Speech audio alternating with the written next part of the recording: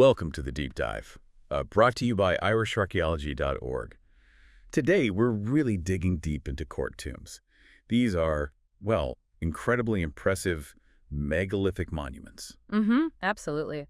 Some of Ireland's earliest and certainly most widespread examples of large-scale architecture from the Neolithic. Right, the Neolithic period. Exactly. Their appearance, starting maybe around 3800 BCE, it really signals this profound transformation. These aren't just random stones. They represent a whole new way people were living, interacting with their environment, even thinking about their place in the world. So this is tied into that whole package, the Irish Neolithic Revolution, the shift to farming. Absolutely fundamental. It's that massive change from mobile hunter-gatherer groups to settled agricultural communities. And that shift impacts, well, pretty much everything, including how and why you build monuments like these. Okay, so when we think about that early Neolithic landscape in Ireland, Mm. there are other megalithic sites around too, aren't there? Mm. What makes court tombs stand out? That's a really important point. You do have sites like Carrowmore or portal tombs like the famous Pulnabrone, which are certainly early, some perhaps even slightly earlier or contemporary. But the court tomb tradition is different. It's really the first time we see a large-scale, architecturally coherent, a recognizable blueprint and widely distributed type of monument that we can definitively link to these established Neolithic farming communities. Ah, okay, so they're like a signature for those early farmers. In many ways, yes. They become a primary architectural marker for this whole new way of life taking root across large parts of the island. So the link with agriculture starting is really explicit then. Oh, completely intertwined. Building a court tomb is a pretty strong sign you've got a settled farming community nearby. Their appearance goes hand in hand with adopting farming around the 5th millennium BCE, clearing land. Often those upland forests, right? Easier to tackle. Exactly, the lighter woodlands. And then marking out fields and, crucially, investing huge communal effort in building these monuments. It's a powerful symbol of putting down roots. And chronologically, just to pin that down, where do they sit in the Neolithic timeline? They're definitely in the earlier phases. Construction seems to get going generally around 3800 BCE, maybe a bit earlier in some cases.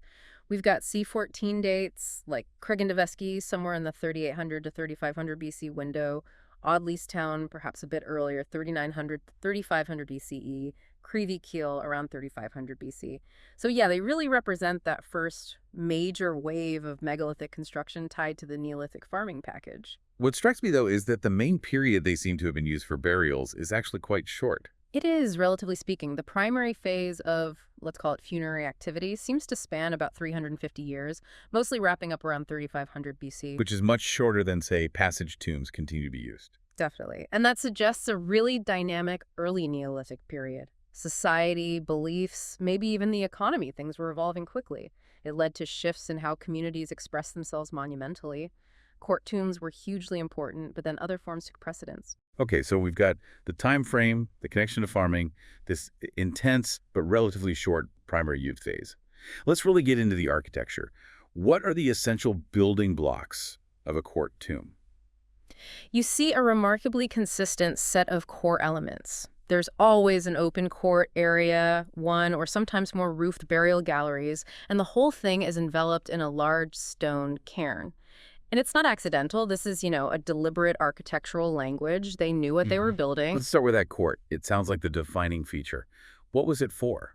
It really is distinctive. It's this unroofed open space, usually at the front, the wider end, typically facing east. It's defined by upright slabs, orthostats, or sometimes dry stone walling. Occasionally you see this post and panel technique too.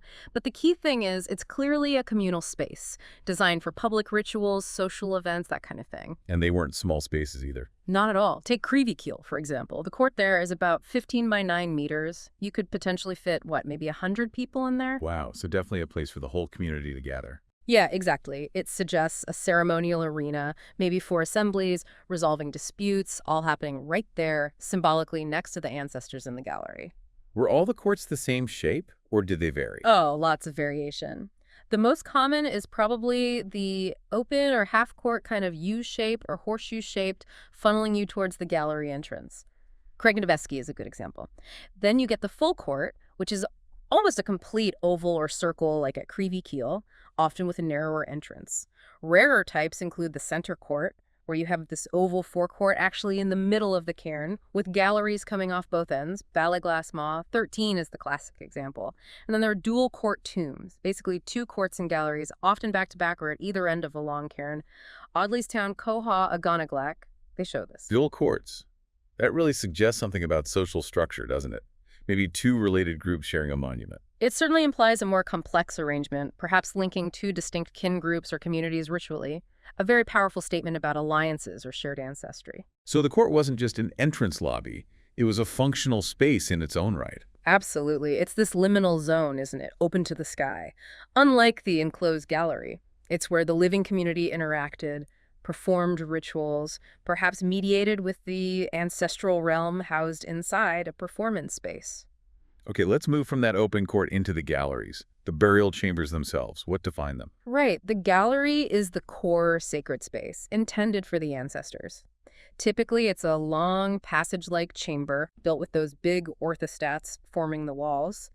And the entrance from the court is often quite deliberately marked, sometimes really imposing portal stones, like at Creevy where you have these 4 huge megaliths, maybe 2 meters high, framing the entrance. And inside, they weren't just one long chamber, they were divided up. Usually, yes. They're typically segmented into anywhere from 2 to maybe 5 separate chambers. This is done using upright stones sticking out from the walls, jambs, and sometimes flat stones laid across the floor sills, creating these distinct sections. So, Creevy has 2 chambers. Coha has 5 in total across its 2 galleries. Cregan-Devesky has 3. Motura is unusually long, at least 4 chambers. Does that segmentation mean anything, do we think?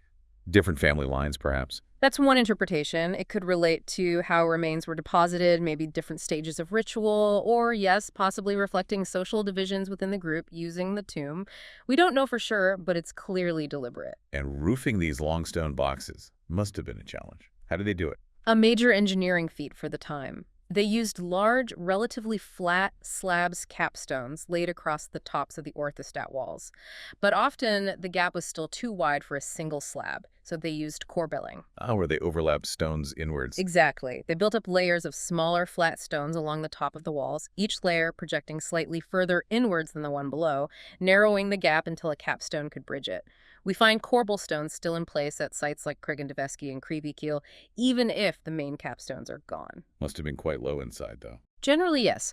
Intact sections suggest you'd often have to stoop, maybe even crawl, to move through the chambers, which would definitely add to the sense of entering a special hidden realm. Okay, court, galleries. Yeah. The final major element is the cairn itself. The big mound covering everything. Right, the cairn. This was a really substantial structure, usually made of stone rubble, sometimes mixed with earth. The most common shape by far is long and trapezoidal, wider at the court end, usually the east, and tapering towards the west. Any examples of the scale? Creevy is a great one. The cairn is over 55 meters long. It's about 25 meters wide at the east end, narrowing down to maybe 10 meters at the west. Huge. And they always use local materials. Hard sandstone at Creevy, granite boulders at Cregan-Devesky, whatever was available. We have to remember erosion, though, right? Yeah. Stone robbing. Absolutely critical point. What we see today is often just the bare bones. These cairns would originally have been much larger, more imposing structures. Much of the stone has been taken for field walls, buildings, roads over the millennia. Were they just piles of loose stone, or were they built more carefully? Generally, they were quite carefully constructed. They often have retaining features to keep the shape. Sometimes a curb of upright stones around the edge, or quite sophisticated dry stone walling, like the revetment at Cregan-Devesky, or the shale wall at Audleystown. And sometimes extra chambers within the cairn. Yes, occasionally you find smaller subsidiary chambers built into the body of the cairn itself, like the 3 at the western end of Creevy. These are often thought to be later additions, but they add another layer of complexity. But that main trapezoidal shape, wider at the east, seems really intentional. It gives the whole monument a sense of direction, facing the court, often facing the rising sun. You mentioned those typological variations earlier, single, double, central court. What's the thinking on why these different layouts exist? Does it tell us something deeper? It likely reflects a mix of things. Maybe regional styles developed, maybe there were chronological shifts, or perhaps, most intriguingly, it relates to the different social needs or structures of the groups building them. Single court tombs, one court, one gallery are the most common. Simple, direct. Double court ones, like Audleystown or Koha, with the two courts and galleries, they really hint at something more complex socially, maybe two lineages joined together. And those rare central court tombs like Ballyglass Ma 13, they're just a different concept architecturally. So yeah, people have suggested these variations might symbolize different ways kinship or alliances were structured, how different family groups or social units related to each other expressed in stone. It's fascinating to think of architecture as a sort of social diagram. Okay, let's pivot slightly to the actual building of these things. It must have been an incredible effort. Oh, immense. Building a court tomb was a major technological and organizational achievement for these early Neolithic people. It shows real ingenuity, resourcefulness, and crucially, the ability to organize large groups for a shared goal. Where did they even start? Getting the materials must have been step one. Absolutely. Sourcing and selecting the stone was fundamental. They overwhelmingly used local stone, but often really massive pieces for the key structural parts, the orthostats. We talked about the sandstone at Creevykeel, shale and Silurian slabs at Audleystown, granite at Cregan-Devesky. They knew their local geology. Right. Orthostats were the skeleton, then smaller stones and earth for the cairn mass. And while wood doesn't survive well archaeologically, you have to assume timber was vital. For scaffolding. Levers. Exactly. Scaffolding, levers, rollers, maybe even temporary ramps or trackways for moving the big stones. We don't have direct proof, but it's hard to see how they did it otherwise. And the choice of durable stone really shows they were building for permanence, investing in structures that would last. Okay, so they got the stone. How did they actually build with it? Moving those huge slabs, getting the capstones up? What techniques did they use? It would have been a multi-stage process. Quarrying likely involved stone hammers, maybe wooden wedges, fire setting perhaps. Transporting the megaliths? That required serious people power. Probably using wooden sledges, rollers, ropes, over-prepared ground. Maybe even water transport if feasible. Erecting the stones, especially the massive capstones weighing tons, that implies some understanding of mechanics. Ramps, levers, counterweights, sheer coordinated effort. How did they make the uprights stable? We see different methods. Sometimes they dug sockets into the subsoil to set the orthostats in, like at Cregan-Devesky. Other times, like at Creevykeel, they seem to just rest directly on the ground surface, held by the weight of the cairn material packed around them. And dry stone walling was clearly a key skill, not just for the retaining curbs, but sometimes for parts of the court walls, too. It just screams communal effort, doesn't it? Absolutely. You couldn't build one of these without significant organized labor over a prolonged period. It implies a shared purpose, a social structure capable of directing that effort. In fact, the very act of building might have been as important as the finished monument. It would have built social cohesion, reinforced community ties. It's what some call kinwork, actively creating kinship through doing things together. Yeah, that makes sense. And we need to keep remembering the cairns were originally much bigger, hiding more of the structure. Yes, our modern view of them as skeletal remains can be misleading. They were originally solid, imposing mounds. What about the tools they had? Must have been basic by our standards. Relatively simple, yes, based on stone, wood, bone, and antler. Stone axes were crucial, especially those polished porcelainite axes from Antrim. They were tough, good for woodwork. And the fact they traveled shows trade or exchange networks were already operating. Exactly. Those axes turn up all over Ireland. For working the actual megaliths, heavier stone hammers or mauls, probably wooden or antler wedges too. And flint was essential for smaller tools, scrapers, knives, maybe points for all sorts of tasks during construction and everyday life. So simple tools, but used effectively with clever techniques and lots of labor. Precisely. They combined basic physics with readily available materials and immense communal will. Okay, so they build these incredible structures. But what actually happened there? What can we say about the lives, deaths, and rituals of the people who used them? Were they just tombs? That's a really key question, and the understanding has shifted. While burial was clearly a major function, calling them just tombs is probably too narrow. They were much more multifunctional, arenas, really, for interaction between the living community, their dead, and their ancestors. What do the human remains actually tell us? Who was buried there and how? Well, we often find a mix of cremated bone and unburnt bone. Sometimes partially burnt, sometimes defleshed unburnt remains, like at Audleystown. Koha had mainly cremated remains. Creevykeel had surprisingly few, mostly later. But a crucial point is the number of individuals is usually quite small. Not enough for everyone in the community over centuries. Exactly. Audleystown had remains of at least 34 people, Cregan-Devesky maybe 21. These numbers likely built up over a long time. It strongly suggests selective burial. Not everyone ended up in the tomb. And it seems tombs were reopened, remains moved around, interacted with. So maybe not mass graves, but more like ancestral repositories. That's a good way to put it. Perhaps the primary function wasn't burying everyone, but creating this tangible link with specific ancestors, specific lineages. The remains might be almost like tokens, representing the wider ancestral collective. Which ties into this idea of ancestor veneration we hear about. Precisely. The belief that ancestors weren't just gone, but remained active, influential members of the community, spiritually and socially. The tomb architecture itself, connecting the living in the court with the dead in the gallery, reinforces this link to lineage, to the past, and to the land the ancestors first farmed. And some practices, like disarticulating bodies or defleshing them before final burial, which we see evidence for, point to complex, multi-stage funeral rites, processing the dead before they join the ancestors. What about objects found with the burials or in the tombs, grave goods?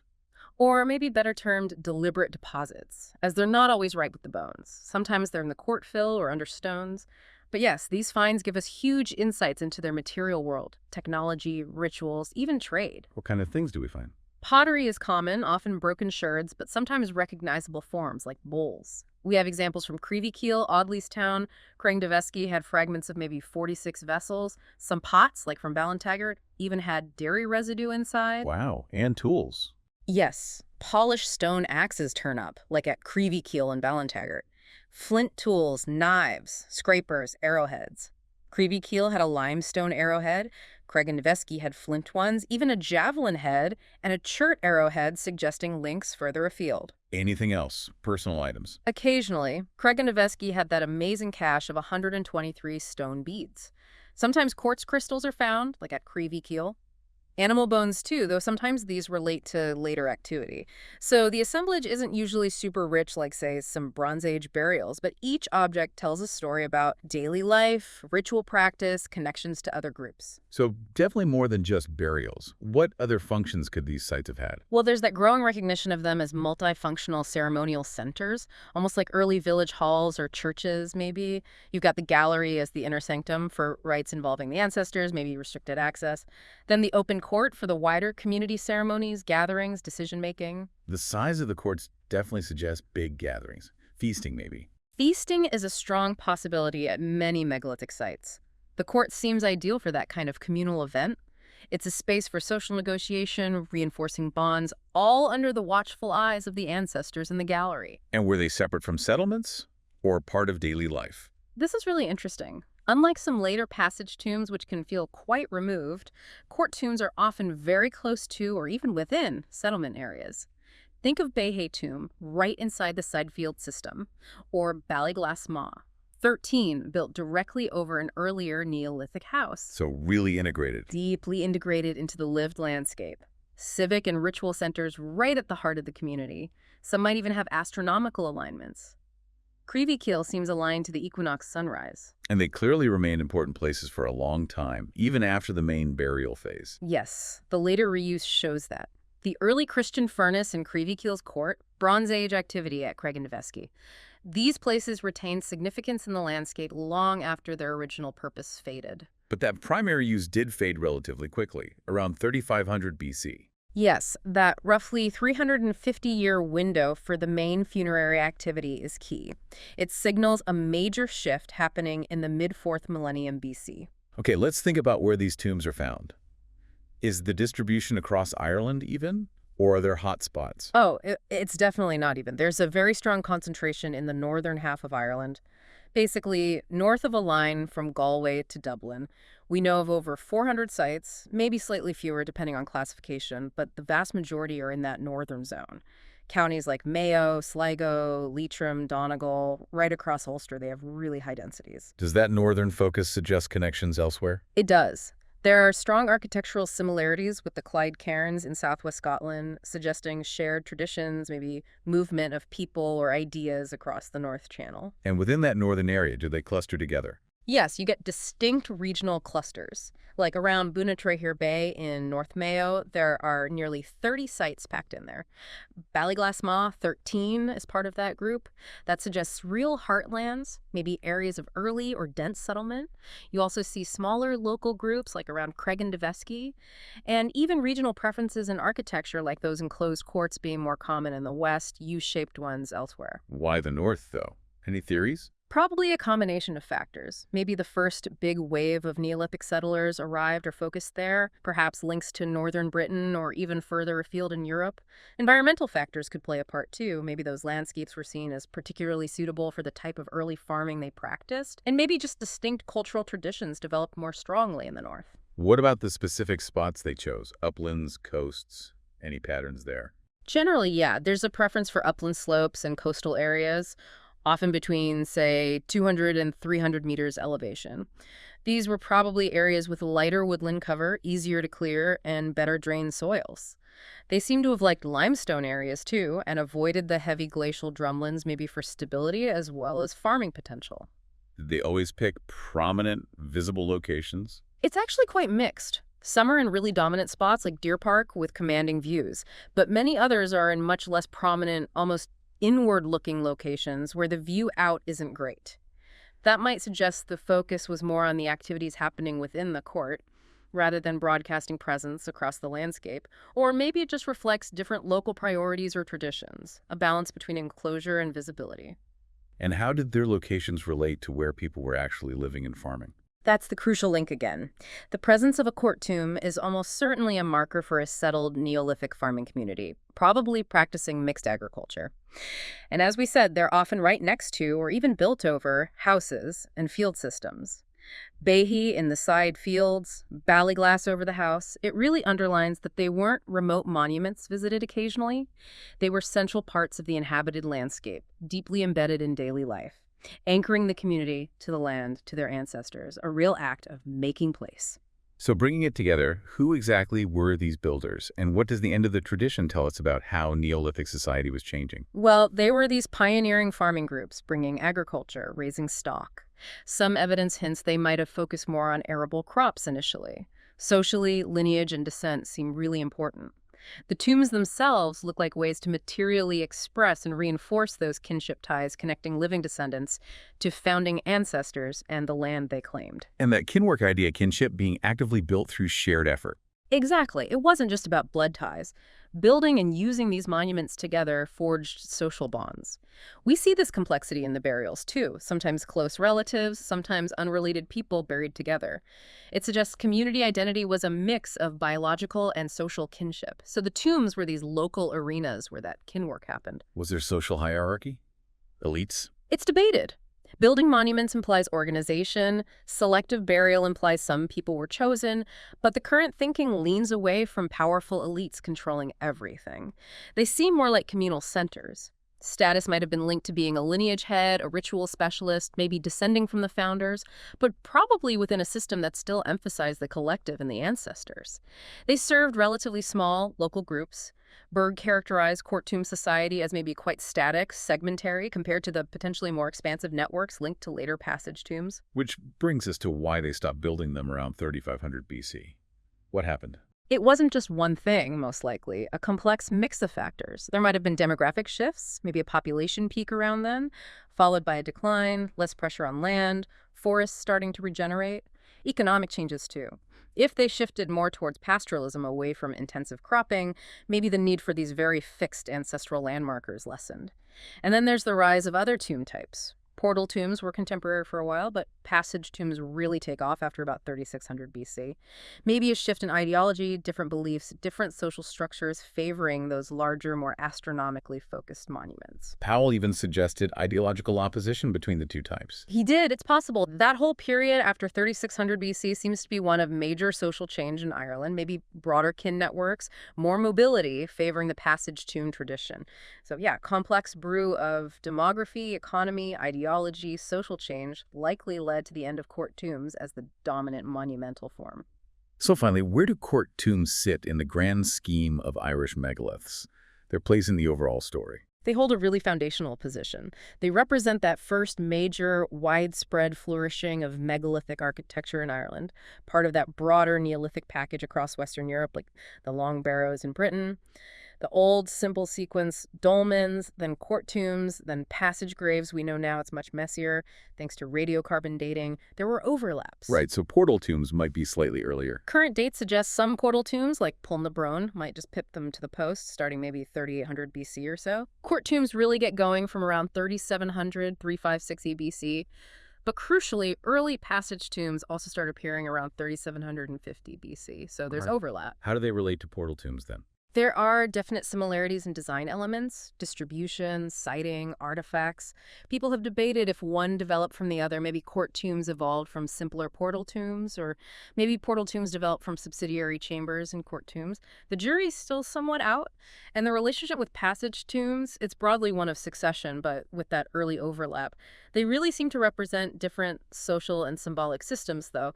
Passage tombs often imply larger groups, maybe clans, more focus on celestial events, abstract art, perhaps wider social networks. Court tombs feel more grounded, local, focused on lineage. And then later still you get wedge tombs. Exactly, in the late Neolithic, early Bronze Age. Another distinct tradition.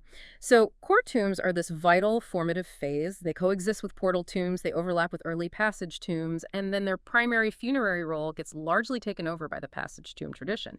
They laid the groundwork, reflecting these evolving Neolithic societies. That transition from local kinwork focus to perhaps broader networks is really key. So just to wrap up the main points then.